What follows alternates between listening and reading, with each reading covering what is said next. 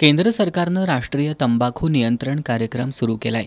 या कार्यक्रमाअंतर्गत जिल्हास्तरीय समन्वय समितीची बैठक आज जिल्हाधिकारी कार्यालयात आयोजित करण्यात आली होती।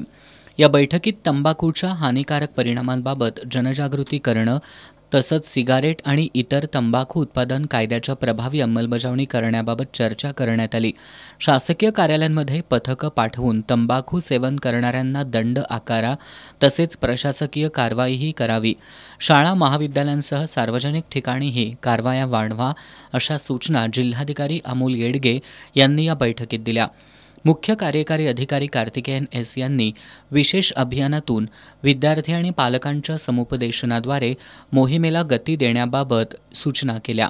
बैठकीला जिल्हा शल्यचिकित्सक डॉक्टर प्रशांत वाडीकर, जिल्हा आरोग्य अधिकारी डॉक्टर अनिरुद्ध पिंपळे, पोलीस निरीक्षक रवींद्र कळमकर, राष्ट्रीय तंबाखू नियंत्रण कार्यक्रमाच्या मानसशास्त्रज्ञ चारुशीला कणसे, जिल्हा सल्लागार डॉक्टर विक्रम आरळेकर यांच्यासह संबंधित विभागांचे प्रतिनिधी उपस्थित होते।